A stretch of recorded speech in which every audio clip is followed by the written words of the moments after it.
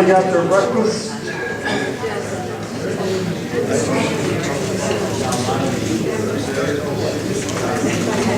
Welcome to the fourth of our series on the Vatican Council, the unfinished Pentecost that we're still working on 50 years later. And we will for another 50 or 100 years. Ecumenical councils don't happen more than once every century or so. That's pretty much typical. We have, we're going into the fourth constitution now, and this fourth one there's so much new stuff in it, and it's so long that we're going to take 2 months to do it. So we're going to do the first part. It's done in 2 parts. So we'll do the first part today and the second part next month. And then all the other documents will flow from these 4. These 4 really are the foundational documents, and everything else will kind of just be explicit applications of the insights and the teachings in these 4 in specific fields of activity. So it's important to get these get immersed in these.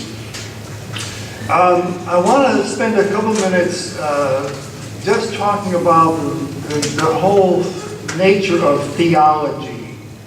Theology is a way of knowing something, just like geology is a way of knowing about the earth, and psychology is a way of knowing about the human mind and feelings, and sociology is the way of knowing about how people get along together or don't.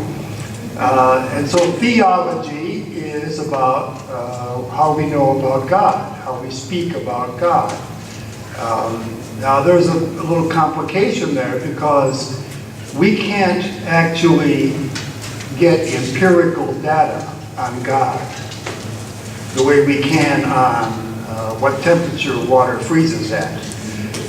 So we have a problem there. And yet, human beings, by our nature, we can't help but ask questions. We observe things, and we see some patterns, and we wonder, I wonder what's going on there. Could there be a connection? Human beings can't resist doing that. And we start doing that actually before we can even speak. Little babies in a high chair are doing that when they drop their spoon on the floor, and they laugh when it clatters to the floor, and then they do it again, right? And then again, and then if you take the spoon away, they'll drop the plate. You know? So what they're doing is exploring their environment. They're trying to examine their experiences and see if there are some connections there. So that's what we're doing in any of these sciences, like psychology or geology or theology. But the problem is we can't really know what God is doing. In fact, now the Eastern religions, whether that's the Eastern Christian religions like the Orthodox and Eastern Catholic, or the Buddhist or those religions, they all are pretty sure that you can't know very much about God. God is a mystery. And in fact, in the Western tradition, we have a spiritual writer from the Middle Ages who wrote about the cloud of unknowing. And that's the best definition he could come up with for God, and the cloud of unknowing. But what we can document and tell each other about and talk about and wonder about is our experience of God.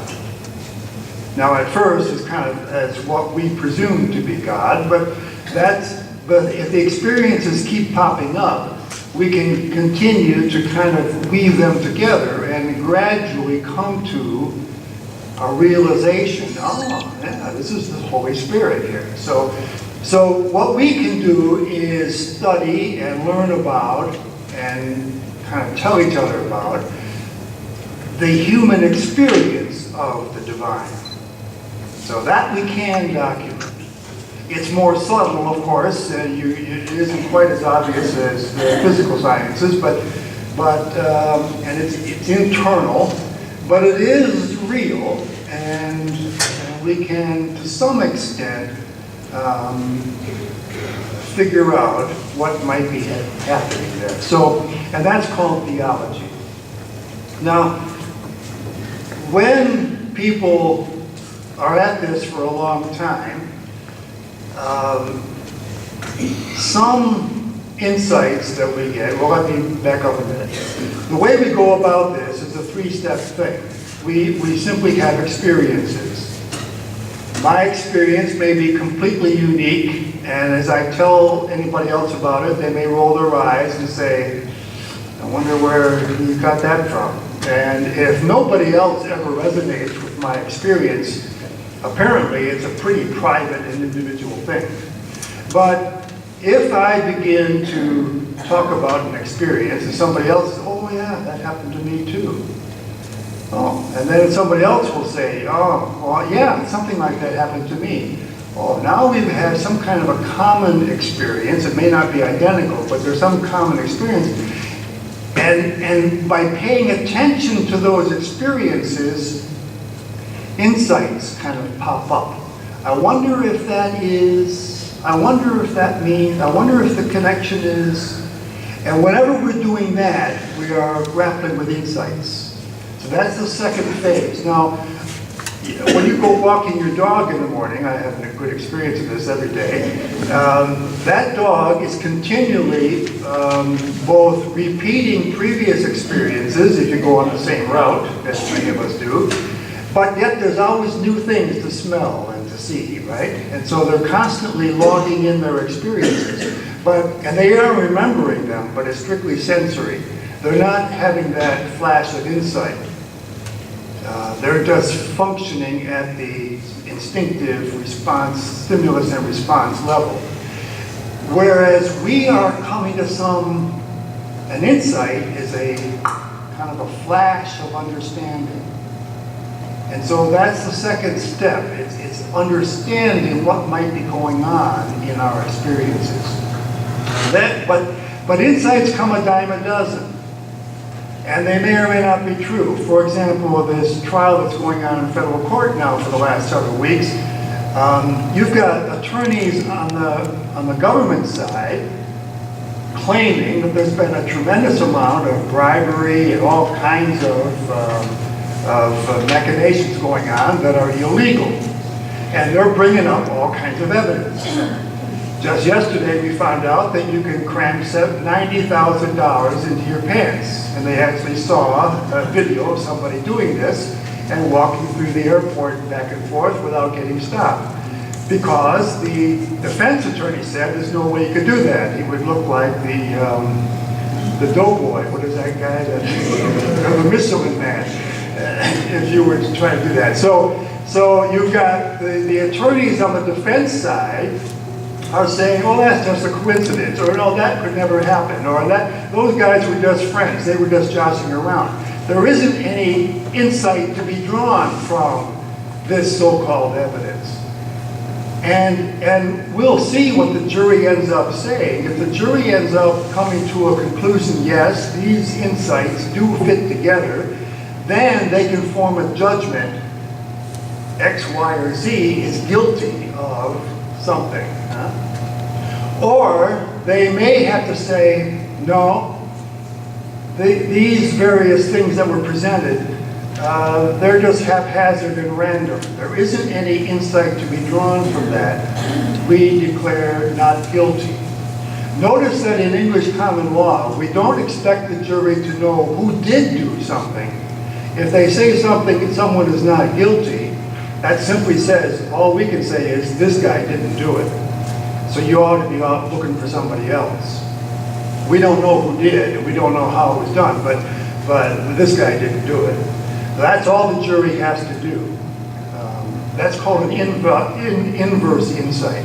The insight is there's no insight to be gained here. This is just random facts that you presented. But if there is a connection between these insights, then you can form a judgment. Yeah, this is true. This is real.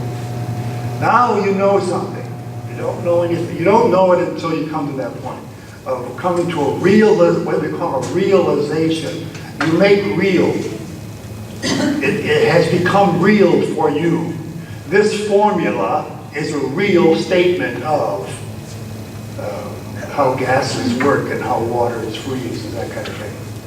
So in theology, you have all these insights percolating around, and some of them come to the level of a teaching. And in the Christian faith, and in fact in most religions, you have a few judgments that are really fundamental. We call those dogmas. So in the Christian faith, we talk about the Holy Trinity, Father, Son, and Holy Spirit. And so that's a dogma. That's something that, if you're Christian, you believe that. You pretty much take that. That's an assumed given. Now, we didn't know that right from the Gospels. We had to work on that for 200 or 300 years. But once we did, in the Council of Nicaea and Chalcedon and those councils, we came to the conclusion, the realization, that you can speak of the Son of God as being like God in all things, except that he's Son, not Father. And he's like us in all things, except that he doesn't sin. So, those statements are dogmas. And they're pretty fundamental. Other statements, other realizations, judgments to be true, are called doctrine. Doctrine is pretty much accepted, and the way it's formulated makes sense to just about everybody. But doctrines can develop, because doctrines are stated in, they're culturally bound and experience bound. And so as experience continues to unfold, and new factors tend to pop up over the horizon, some doctrines you have to kind of say, well, wait a minute, see what we mean about that. A good example is that for many years, Catholics and in fact all Christians would say, you have to be a member of our church to get to heaven. Catholics said that, Lutherans said that, Calvinists said it, we all said it. You've got to be in our church to get to heaven. No salvation outside the church is the way the doctrine was stated. Well, life goes on, and we continue to experience kind of a more mixed and ecumenical environment. And we, in the 1950s, there's a Jesuit priest in Massachusetts who is really stern on this. Outside the Catholic Church, there is no salvation.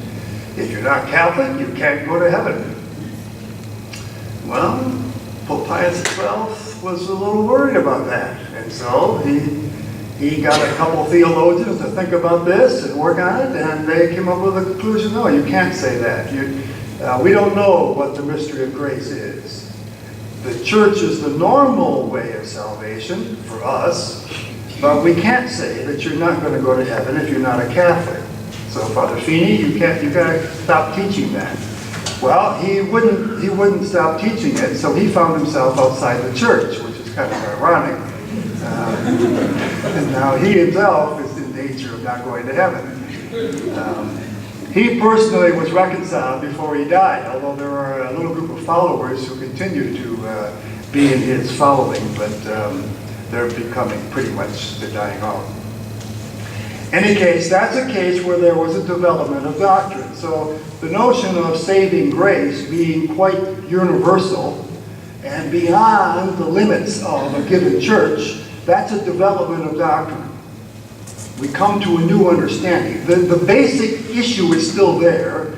You can't be saved without God's grace. Well, how do you get God's grace? In the church. Do you have to be in this church to get God's grace? No, you don't. You might get God's grace somewhere else. And that's a development of doctrine.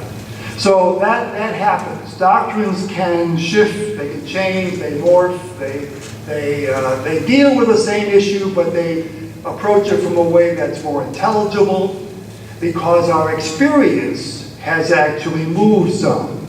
So our horizon has shifted, and a person's horizon is only what you can see to, that's a good word, is to use a horizon. And when you move forward, You can see new things that you couldn't see before.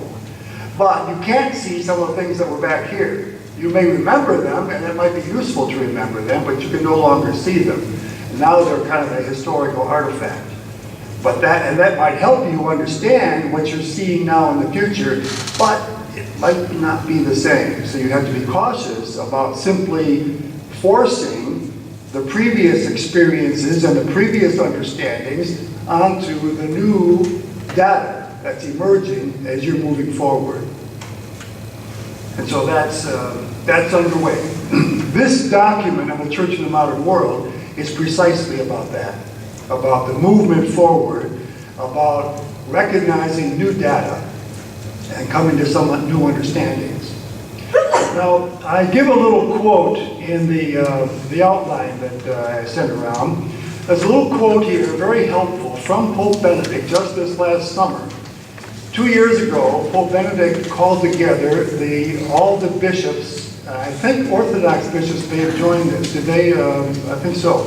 They all came to the Vatican and they talked about what is the role of Christians, the Christian faith and the Christian churches. There are several. There's all different Orthodox churches, and there's a lot of them united with Rome. And there's the Latin Rite, but there's also the Ethiopian and all the different ones. What can we as Christians do about the issues of the Middle East? We've been there since the beginning. It's our land too, in a sense. We are participating in what's going on there. How can we be maybe agents of reconciliation? How can we do that? And so this happened a couple years ago. Well, what happens with these synods of bishops is that these delegates come together, they talk about this stuff, the Pope listens carefully, and then a statement is published as a result of that. And usually it takes a year or two to publish that statement.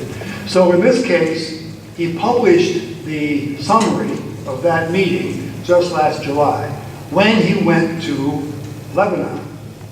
So he didn't publish it sooner than that. He went to Lebanon and proclaimed it. Now, he didn't read the entire document. It's 20, 30 pages long. But he proclaimed that here's what we're offering. Here's what we're saying that we can do to help be a participant in resolving the conflict in this part of the world. In that statement, there is this paragraph. We know very well that truth, and we know very well, it's great how religious teachers can say we've always taught that, even though it might be something new. We know very well that truth, apart from God, does not exist as an autonomous reality. If it did, it would be an idol. In other words, the truth does not exist out there as something that you can grab hold of and now you've got it. So that's the next sentence here.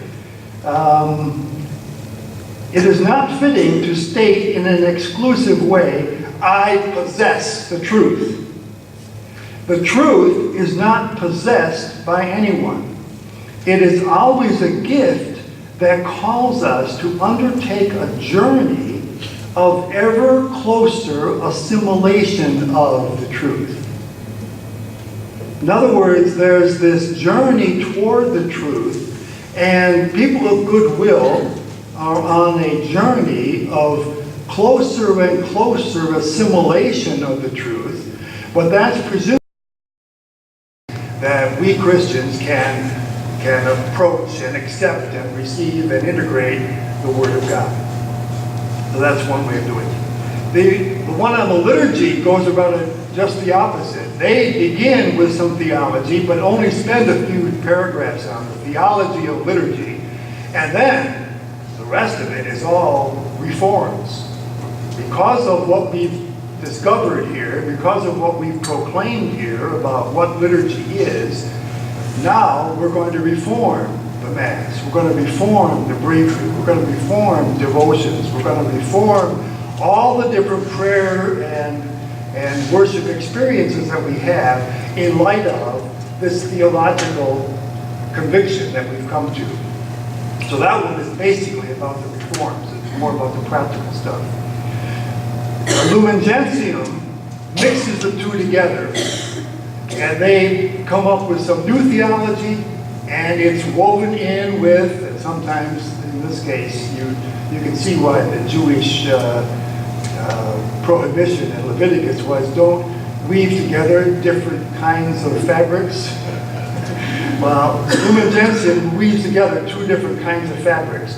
The one fabric is a new insight, a new theology about the people of God, about how there's a universal call to salvation, how we are all on a journey of faith. And that's woven in with the fact that we are a church that's hierarchical, and we have a priesthood and bishops and that kind of thing. And so they weave in some of the old theology with the new theology. And you get a bit of a rough texture, but nevertheless, it is a tapestry. And sometimes texture in tapestries is kind of interesting, and that's what we've got in Lumen Gentium. An interesting weaving of some new insights into some pretty traditional ways of understanding and doing things. In this particular document, you've actually got two major parts. Part one, which is 45 paragraphs, long paragraphs. Part one simply gives you the theology. What is the theology of the church relating to the world in which we live? And then part two will take that theology and apply it to 5 different arenas. Family life, culture and education, economy, politics, and then they take a look at the whole world and they talk about international peace. So that will be the application. So part one will be the theory, part two is the application. That's all introduction.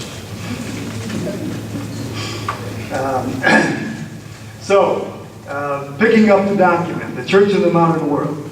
This document was voted on for the final time in its final form, the last working day of the council. The council had many items on their agenda.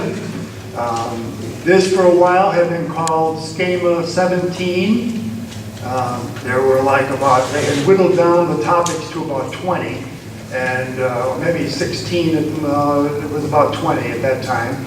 And Schema 17 was a brand new schema that had not been prepared by the Vatican officials, and they really didn't know what to call it yet. Church in the Modern World ends up being what they're talking about. And then it got reduced to Schema 13 as they whittled out a few more and condensed a few more. This was all going on during the 4 years' time, right? And they're continually bringing segments to the council floor. So practically every day there would be some issue, some proposed draft of a certain topic will be brought to the bishops and presented. And 3 or 4 people would speak in favor of it, and 3 or 4 people would speak criticizing it. And then they would vote on that one little segment. And either that sounds good, and the Latin word is placet, it pleases me, or that's goofy, I will not go with that, non-placet, doesn't please me at all, or placet alimotum, it pleases me in some way.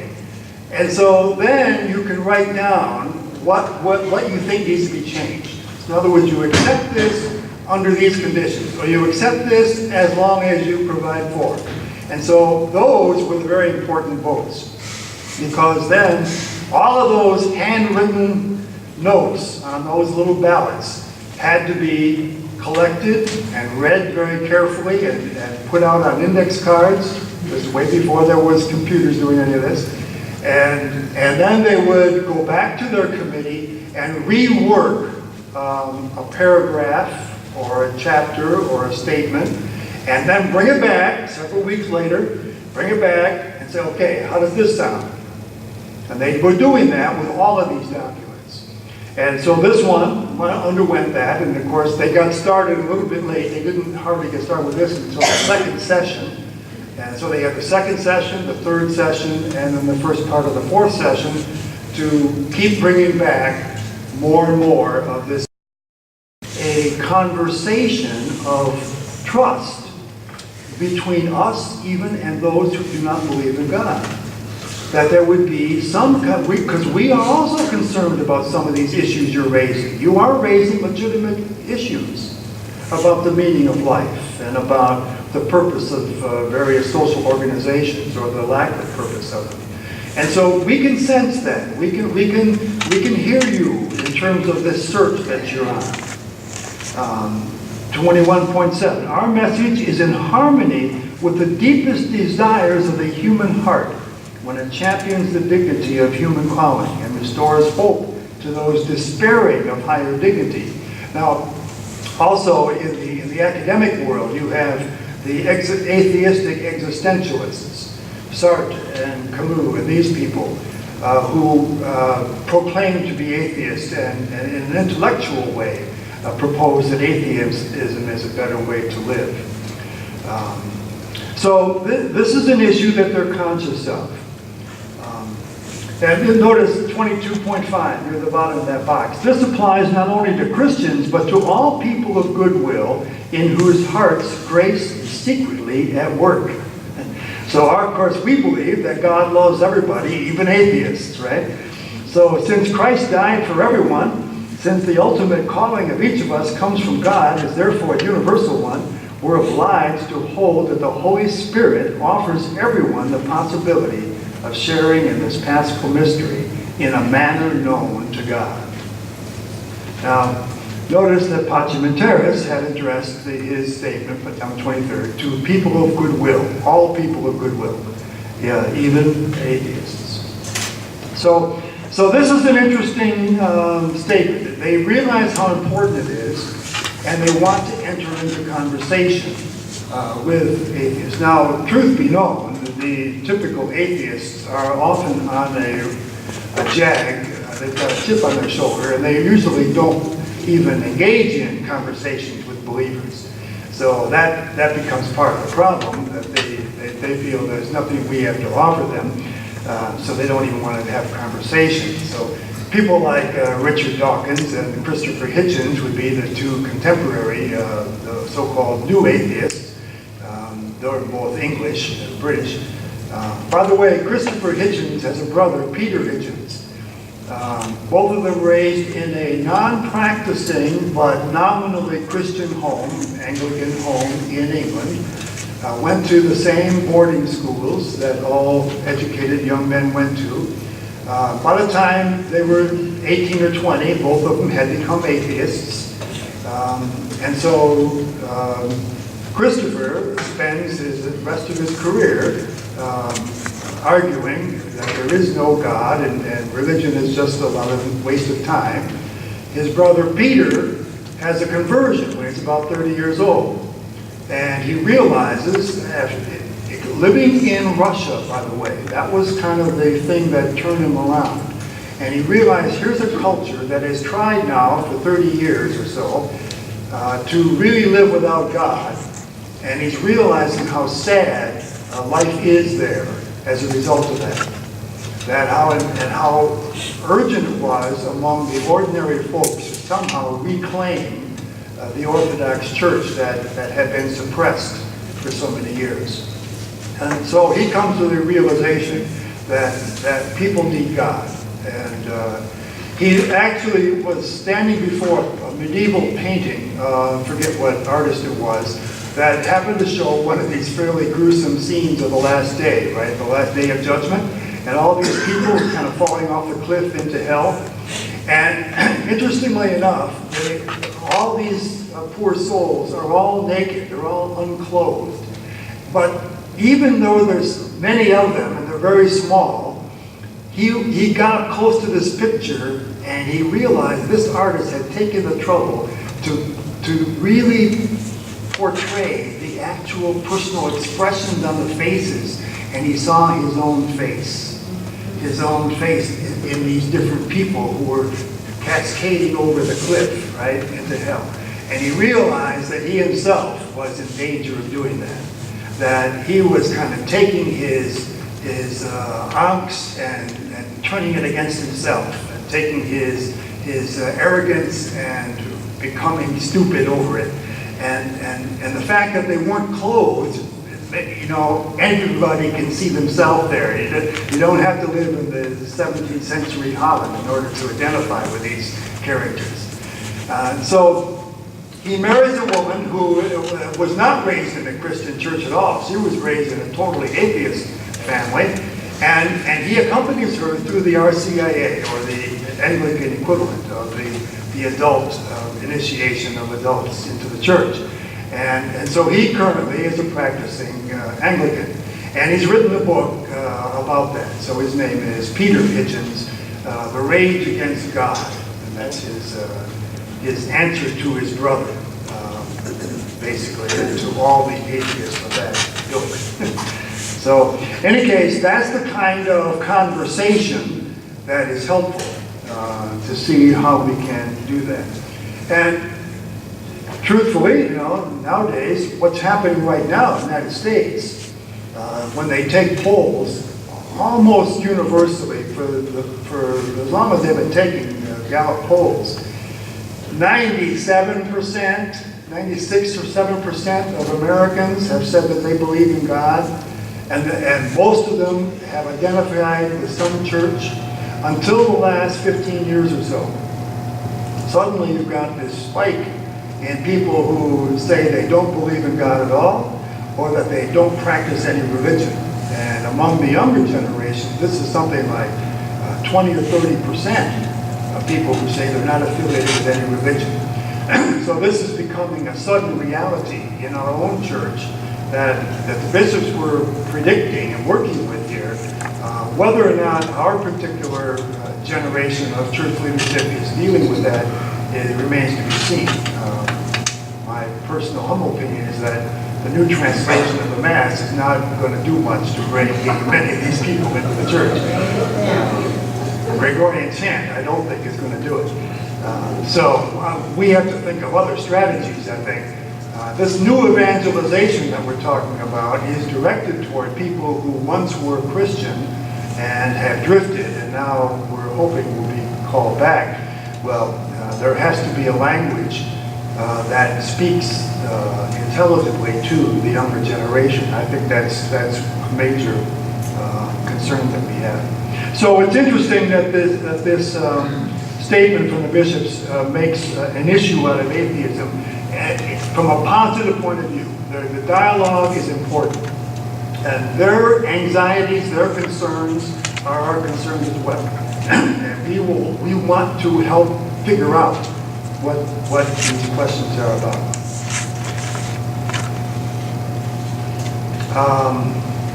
Should I take a break and let you just ask any questions right now? I think I should. Because we're not going to finish this whole document once again. So if anybody had, let's just, yes, okay.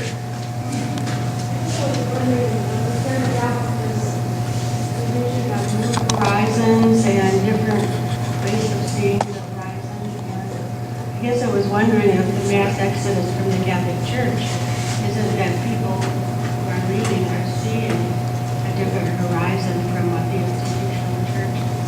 I think that's a legitimate insight. I think that is what's happening. I think we're becoming more aware of different horizons, and literally, you don't have to be very far away from someone to be in a slightly different horizon. Your horizons are overlapping substantially if you're fairly close together, but if there's any distance at all in your experience, you're going to be living in a different horizon.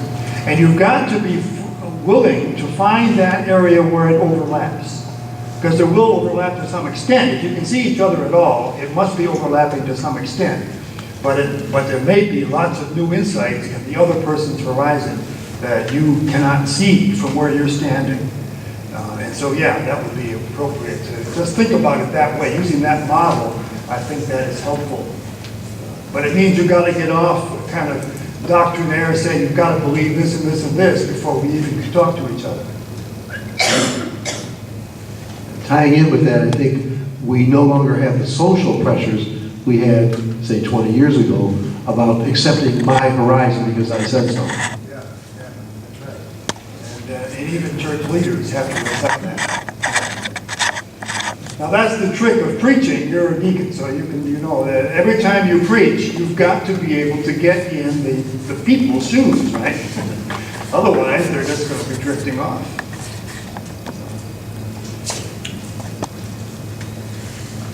As you were speaking, I was aware that this document comes out of the 1960s, and the bishops are probably influenced by that whole mindset or attitude, or, you know, it's more of a positive, that was kind of a more positive, upbeat, things are going to develop.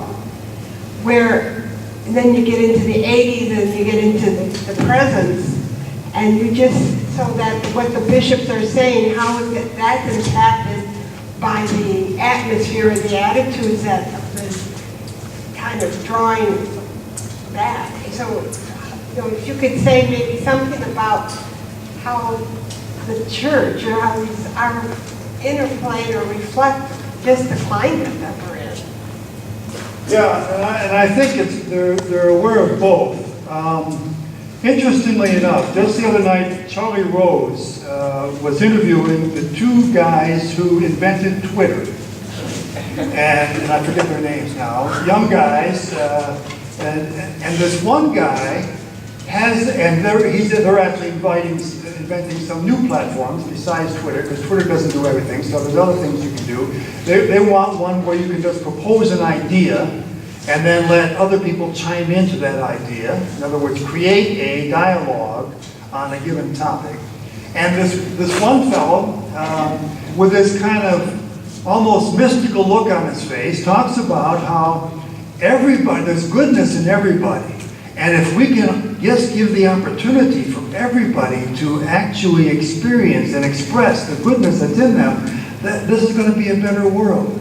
Now, when I was in the seminary 50 years ago, I had classmates who talked exactly like that. I don't know if I was quite as optimistic about that, but I can recall those kinds of conversations about there's good in everybody, and, you know, how can we, you know, and this smile on his face, you know, he clearly, granted, he's a young nerd who was able to invent Twitter, but he's hoping that the goodness in humanity will come forward. Well, so that's, you know, that kind of spirit, that was in the 1950s and 60s, especially in France, what's so-called New Theology in France. Congar would be a spokesman for that. They were aware of that. And granted, there's protests in the streets, but there's also a desire for a better world.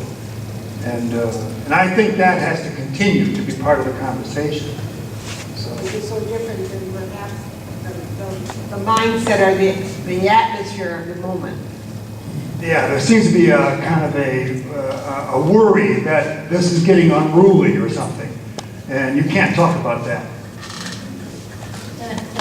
Yeah, we won't go into it now, but. Yeah, in that same vein, the opening paragraph that you referred to, quoting Benedict XVI, talking about freedom of thought and dialogue, how does he mesh that with the lack of freedom that he's encouraged within the church? Yeah, that is the irony of, and that will be part of Benedict's legacy, that he was a very brilliant theologian. Ken Utner enjoyed talking with Ratzinger. Utner said Ratzinger is the smartest guy I've ever met. And he didn't always agree with him, but whenever he would go to Rome, he first went as an assistant to the current bishopage, right? Then he went on his own as Bishop of Saginaw. And he always enjoyed those encounters because he knew he could really discuss, and that that he was really thinking about the broader picture and whatnot. But now that he's become Pope, popes tend to think that they've got to keep things in line, and that's a problem with authorities. What's the old saying? That power corrupts and absolute power corrupts absolutely. That seems to happen. And, interestingly enough, the Vatican Council was calling for revising the structures of the church too, but that hasn't happened yet.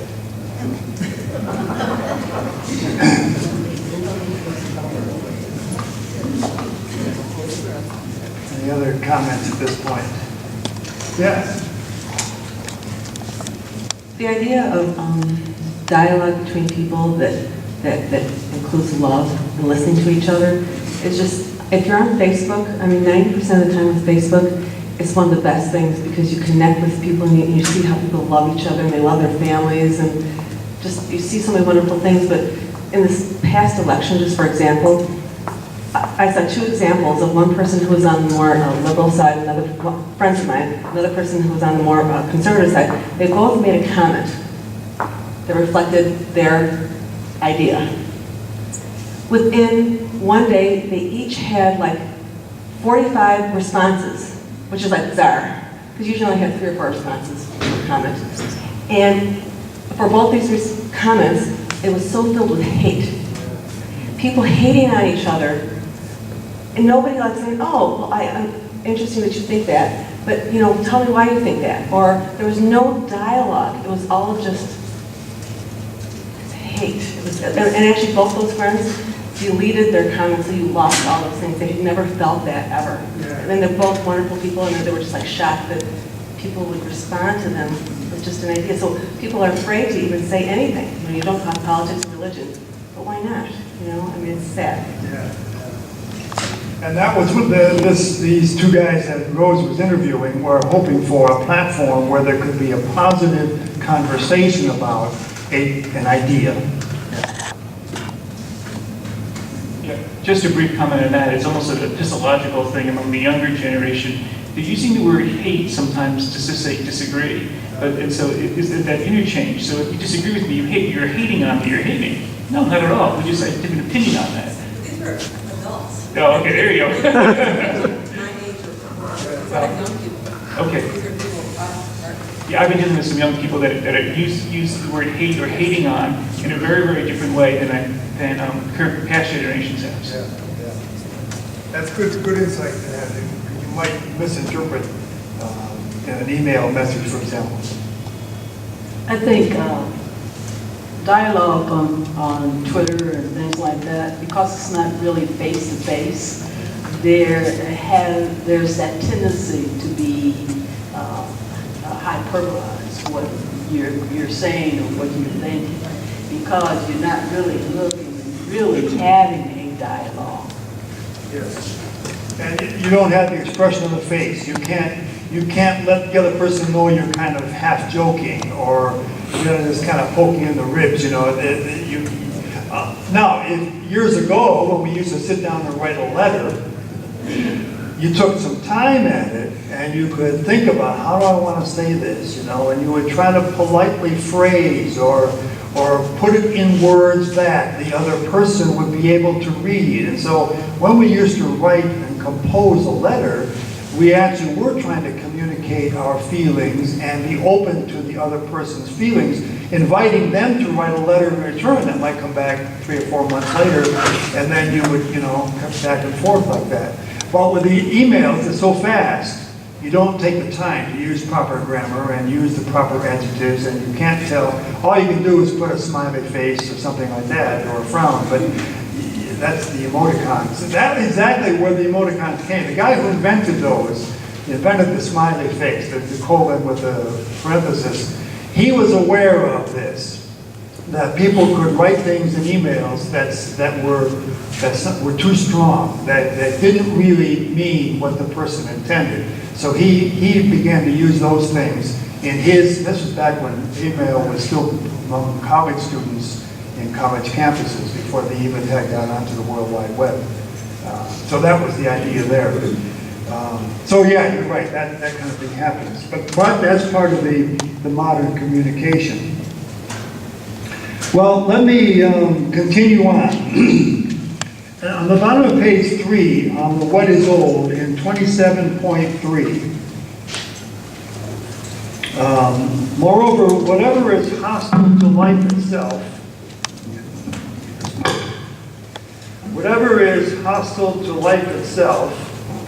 such as any kind of homicide, genocide, abortion, euthanasia, voluntary suicide, whatever violates the integrity of the human person, such as mutilation, physical and mental torture, attempts to coerce the spirit, whatever is offensive to human dignity, such as subhuman living conditions, arbitrary imprisonment, deportation, slavery, prostitution, trafficking in women and children, degrading conditions of work, which treat laborers as mere instruments of profit and not as free responsible persons.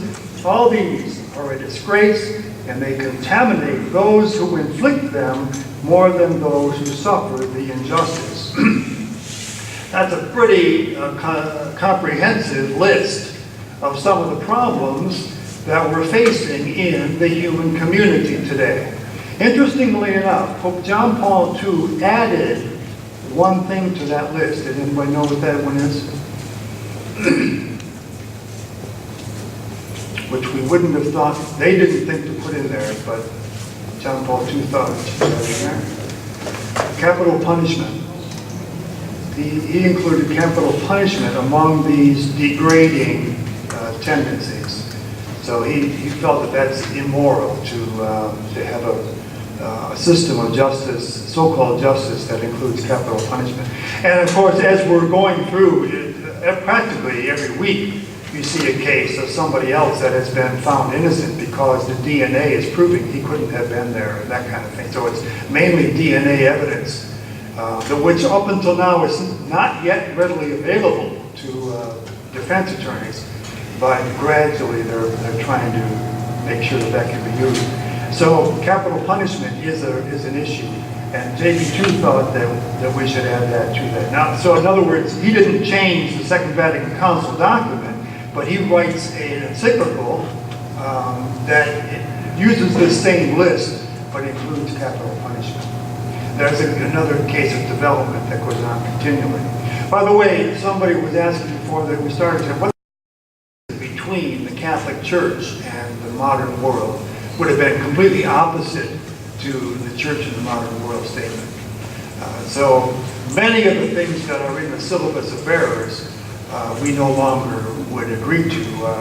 We do, in fact, believe that you can charge interest on a loan, whereas Pius IX thought that that was immoral. So a lot of things like that. Obviously very culturally bound, but he thought they were eternal errors. But anyway, in the 20th century, writing an encyclical has been a typical way of doing church teaching.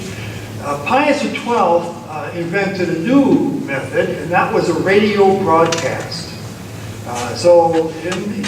The radio was pretty common by the 1940s, and before television, and he would, obviously it had to be shorter than an encyclical, because it's going to be a radio broadcast. Somebody's going to have to listen to it attentively, and over AM radio. There was no FM radio yet, or shortwave. And the Vatican had a radio station, still has a radio station, and so he would make significant statements by radio address. At Christmas, every year at Christmas, he did this. His one on labor is in June 1st. And he uses the Feast of Pentecost as the occasion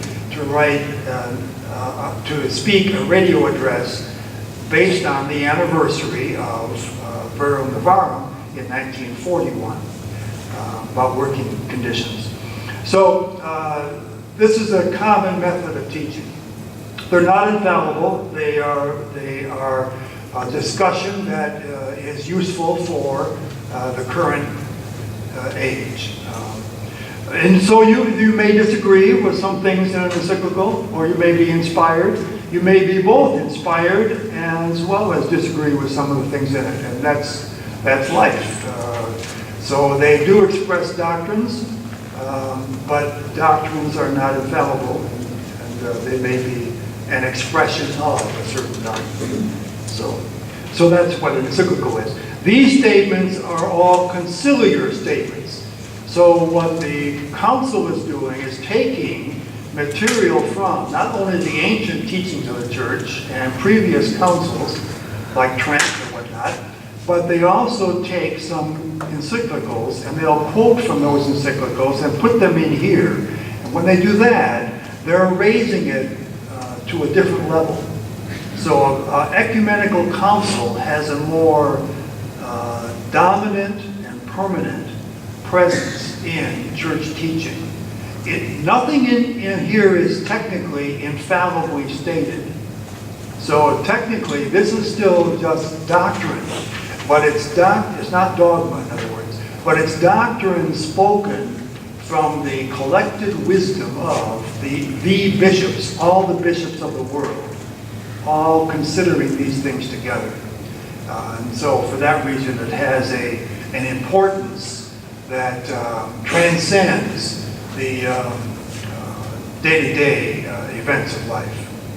So that's the reason why we're studying them monthly right now, because they have this kind of, they're not, 100 years from now we may formulate things differently, but for now, these are the foundation statements of what we believe.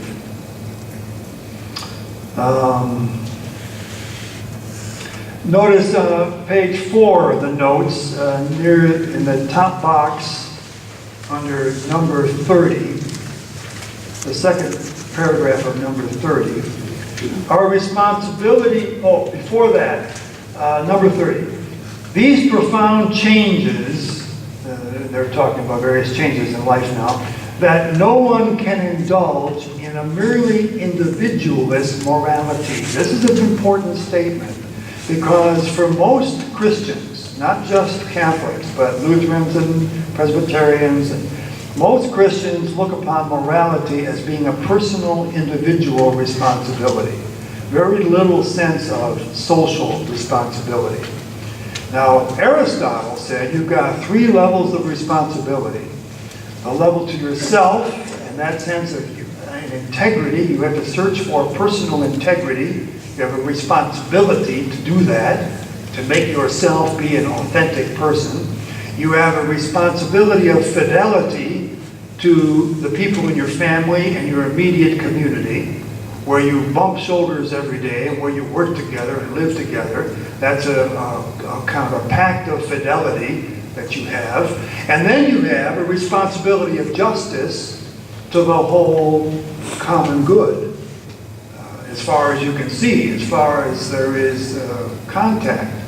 And so the common good calls for justice. So these 3 levels. What the bishops are saying here is you can't just stop at the personal level or just the immediate friendships and that kind of thing. You have to be conscious of the needs of the common good, and that Christian morality includes a sense of the whole common good. And then the next paragraph, our responsibility transcends our particular groups, extending to the entire world. As groups and individuals, we must cultivate the moral and social virtues and propagate them throughout society. With the help of grace, we will be really a new people and builders of a new humanity. That's paragraph 30.2. We're really we're new people building a new humanity.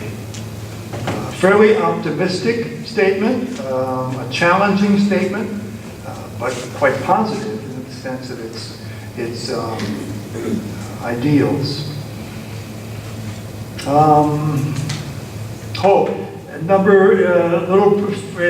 33, the end of 33 there, the church does not always have a ready answer for particular questions. And then later on, near the end, it's going to say that we can consult, the next page, 43.2. The laity has pretty much these secular responsibilities for transforming the world, but they should not consider that their pastors always have the expertise needed to provide a concrete and ready answer to every problem that arises, even the most serious ones, or that this is their mission. the laity, as enlightened with Christian wisdom and paying careful attention to the teaching of the magisterium, have their own part to play. So the clergy do not have ready answers for these things. It's the work of the whole church. Another important statement, 43.3. Sometimes people will favor one particular solution, this is a direct quote now, while others of the faithful who are no less sincere will take a different line on the same matter, as is not uncommon and quite permissible. You might have noticed that that's happened occasionally. You saw that on Facebook. They should bear in mind that in such cases, no one is allowed to claim the church's authority as his or her view alone. They should always work to enlighten each other in honest dialogue and maintain mutual love while concentrating on the common good. So I think some of the angry arguments that go on among Catholics, you can see that in certain websites. This is calling for, nobody has the claim. None of us have the claim on the truth alone. Nobody can claim to be a perfect spokesperson for the church's authority either. Always be willing to enlighten one another in honest dialogue, maintaining mutual love, concentrating on the common good. So the final paragraph just kind of sums up this exchange that we are proposing between the church and the modern world. We live in the world, we dialogue with everybody in the world, whether they're believers or not, and who are familiar with various institutions and disciplines and understand them intimately. It is for God's people as a whole, especially pastors and theologians, to listen to the various voices of our day, discerning them and interpreting them, to evaluate them in the light of the divine word, that the revealed truth can be increasingly appropriated, better understood, more suitably expressed, which is exactly what Pope Benedict said in his statement. Increasingly appropriated. So that's what they're laying out here. This is part one. This is the theory. This is the theology of the church's encounter in the modern world. Next month, we'll talk about the four major issues plus the world peace that they're going to use as examples. They're going to say these are some of the more urgent problems that we think we need to deal with.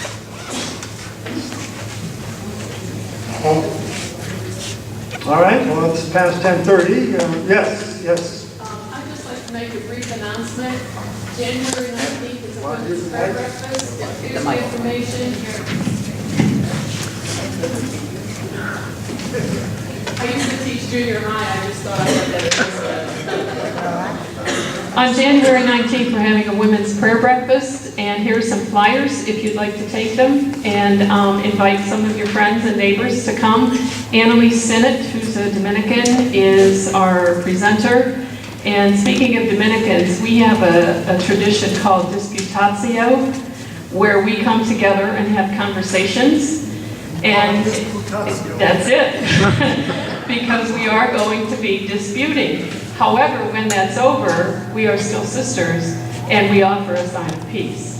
So I think that's a healthy way of having conversations and going away somewhat satisfied.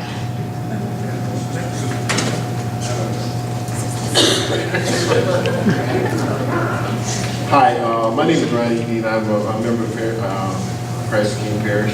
And I just want to make an announcement that we're having our annual parish encounter on January 25th and 26th. And I have registration form for anybody who wants to sign up for that. And we need to have some information and get that in fairly soon. And it's going to be... Okay, the first one there. Okay. So we're going to be talking about stewardship and what it means to our particular parish, and it's going to be very insightful and very moving, I think, and we're planning our agenda, and we're wishing everybody can make it, and hopefully everybody can sign up, and there's number of things that you can do. You can stay overnight. It's going to be at Mercy Center, 11 Mile Middle Belt in Farmington Hills. And if you want to stay overnight, you can do that, or if you just want to stay for come for both days. It's going to be Friday evening, starting at 6:30 to about 10:30, and then Saturday from 9 o'clock to 5 o'clock. So, fill out the form, let us know what your intentions are, so we can kind of start planning our agenda and everything else. This is a bit in-house, because this is a parish thing, but this is an example of what we been doing for like at least 6 or 7 years. We meet every year in January and call it the encounter, and we try to encounter one another. For example, the last time we did our long-range plan, established a 5-year plan with goals, we did it at this encounter. And other things, topics of interest, we do it. This year, it's on stewardship. But stewardship, as you may get the new document from the United States Conference of Catholic Bishops, is about discipleship. So it's more than just pay and obey. It's discipleship. So that's the focus we're going to be doing this year on our encounter. So it's a way for the parish as a whole to get together and kind of mutually exchange ideas and hopes and concerns. So you don't have to be a member of the parish council or any commission to come to the encounter. It's a parish gathering. So it's a nice thing to do if you're interested in thinking of something like that. It's worth pursuing. And this year they're bringing a speaker in from the diocese who is in the aspect of stewardship. One of the things we're going to talk about is the 7 habits of a successful parish. So hospitality would be one of those things. Evangelization is one of those things. So that'll be one of the workshops that we'll do. All right, very good. See you guys next month. We'll do part 2.